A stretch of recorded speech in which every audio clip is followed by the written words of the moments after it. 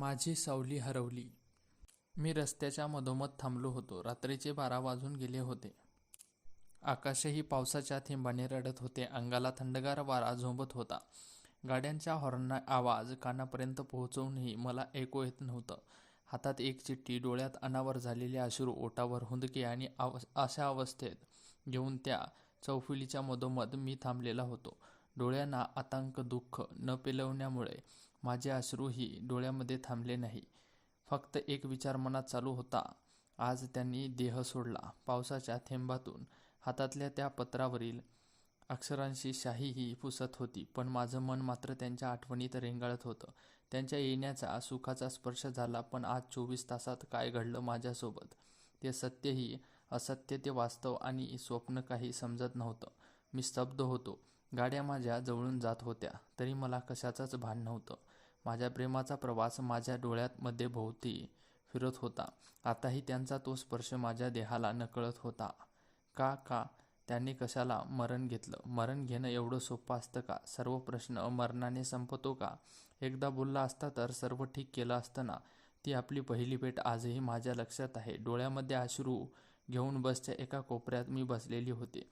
तो अचानक जवळ आला आणि माझ्याकडे बघून बोलला, ठीक आहे तू? मी माझ्या डोळ्यातील अश्रू पुसत तुझ्याकडे बघितलं. तेव्हा ती झालेली आपली एक नजर आणि त्या नजरेने मला दिलेला आधार, सगळं आठवतंय मला. आणि मी कोमेजलेल्या स्वरामध्ये बोलले, मी ठीक आहे असे म्हणून खिडकीच्या बाहेर आकाशामध्ये बघत होते. मी न बोलताही तू माझ्याकडे बघत मला बोलला, ते आकाश आहे आणि ते उडणारे पक्षी आहेत. मी तुझ्याकडे बघत म्हणाले, माहिती आहे मला. हो ना, किती विचित्र गोष्ट आहे ना. तू बोलला, यात काही विचित्र?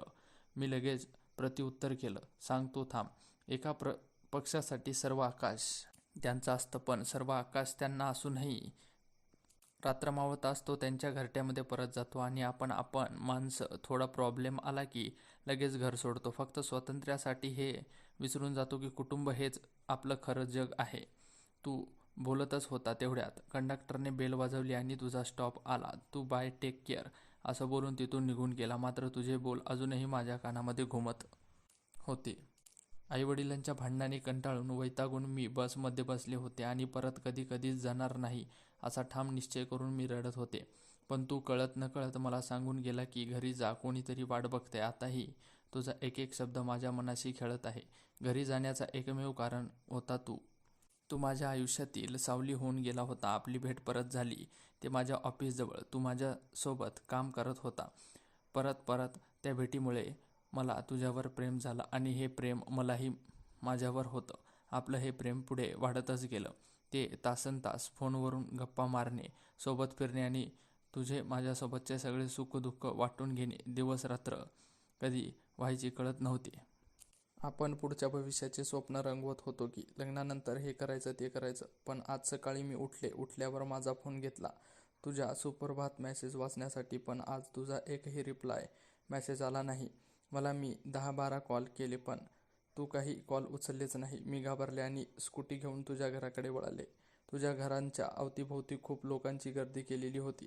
रडण्याचा आवाज येत होता. कोणी दादा तर कोणी राम म्हणून श्लोक. अश्रू ओघळत होती. त्या गर्दीला लोटत मी पुढे आले. बघितलं तर तुझा देह पांढऱ्या कपड्यामध्ये गुंडाळलेला होता.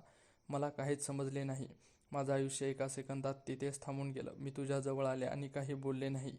काही समजलं नाही, पण डोळ्यांना मात्र सगळं कळत होतं. म्हणूनच तर डोळ्यांनी अश्रू बाहेर काढले होते. गर्दीतल्या लोकांच्या कुजबुजू वरून असे समजले की तू बहिणीच्या लग्नासाठी लोन घेतलं होतं आणि ते कर्ज फेडू शकला नाही म्हणून तू आत्महत्या केली.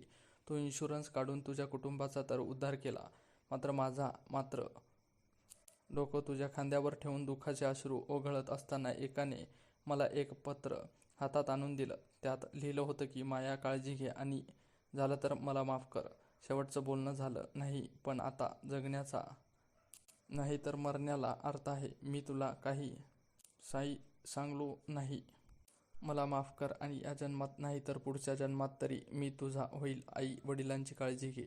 ते पत्र घेऊन मी तिथून उठले आणि चालत कुठे आले मला माहितीच नाही. माझ्या आयुष्यात सावलीप्रमाणे होता तू आणि आज ही सावली गेली. मला काहीच कळाले नाही आणि काय घडलं, काय कसं घडलं एवढं प्रश्न घेऊन मी ओरडले, किंचाळले. पावसाचे थेंब माझ्यावर पडत होते. तेही माझ्यासोबत रडत होते. मी गुडघ्यावर बसून आकाशाकडे बघत ओरडले, राम.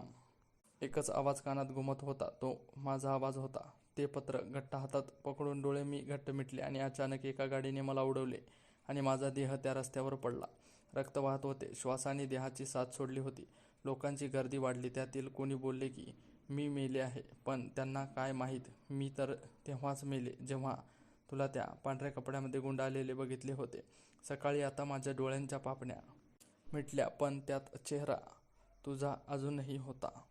अशाच प्रकारे आजची आपली माझी सावली हरवली ही कथा इथेच समाप्त होते. ही कथा तुम्हाला आवडली असेल तर व्हिडिओला नक्की लाईक करा आणि अशाच प्रकारच्या नवनवीन कथा पाहण्यासाठी आपल्या चॅनेलला सबस्क्राईब नक्की करा. धन्यवाद.